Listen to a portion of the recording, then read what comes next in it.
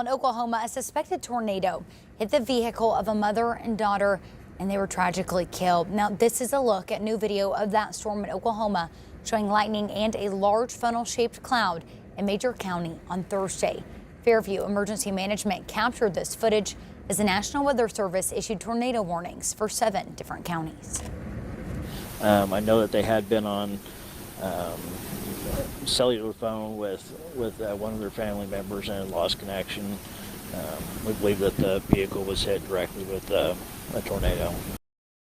Oklahoma's Governor Kevin Stitt released a statement on Facebook this morning. This is what he had to say. Severe weather struck Major County last night and tragically claimed the lives of a mother and daughter.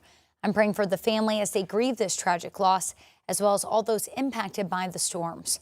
He also warned those in Oklahoma about the weekend weather to come and is asking locals to follow guidance from their officials to keep families safe.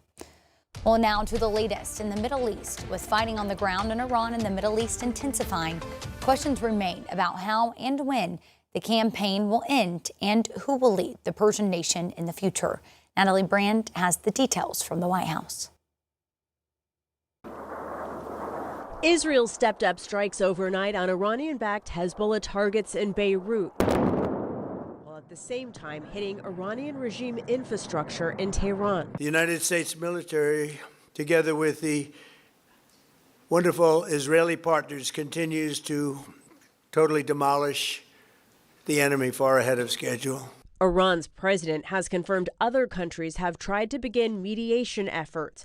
President Trump responded this morning saying there will be no deal with Iran except unconditional surrender and the selection of a great and acceptable leader.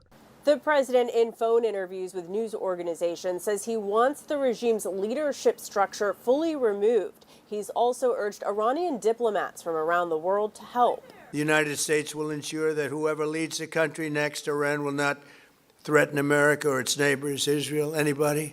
In Iran, hardline supporters mourned the death of the supreme leader during Friday prayers as the state news agency reports arrangements are being made to select a successor. Experts on the region say the Ayatollah's son has emerged as a leading candidate. If Mojtaba indeed is chosen as his father's successor, it would indicate that the Islamic Republic is trying to have continuity, is trying to ensure that the Revolutionary Guards, that civil-military relations remain the same. President Trump says Revolutionary Guard members can have full immunity if they lay down their arms or face guaranteed death. Natalie Brand, CBS News, the White House. Well, Defense Secretary Pete Hegseth and the CEOs of defense industry firms are expected to meet with President Trump at the White House this afternoon.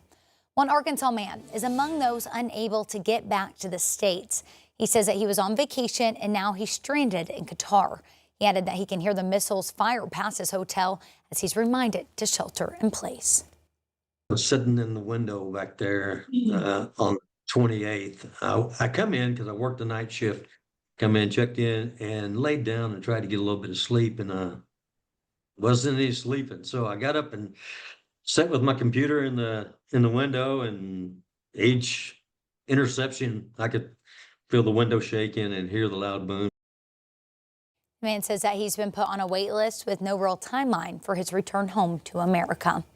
Well, the firing of Kristi Noem as Secretary of Homeland Security marks President Trump's first removal of a cabinet member in his second term.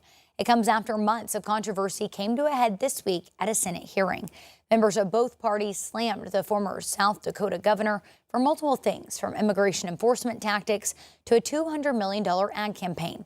Weijia Jiang reports from the White House.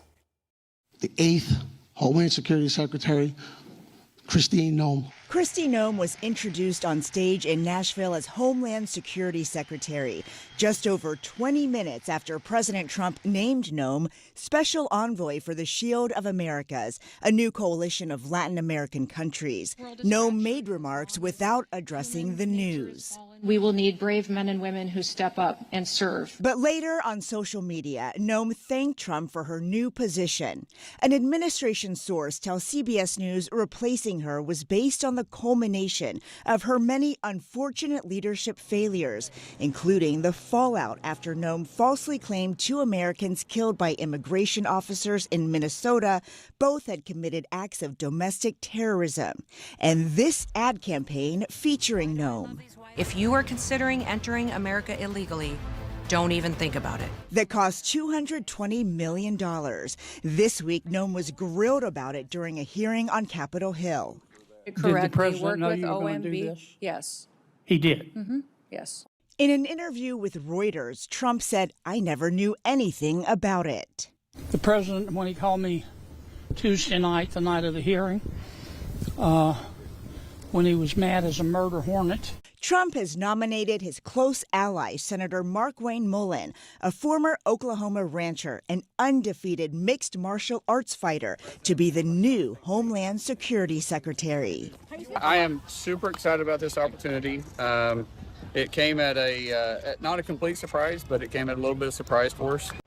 Noem also faced allegations of an affair with her advisor and Trump's first campaign manager, Corey Lewandowski, who is also leaving DHS. An administration source says that Noem's drama overshadowed and distracted from Trump's immigration agenda. Weijia Zhang, CBS News, the White House.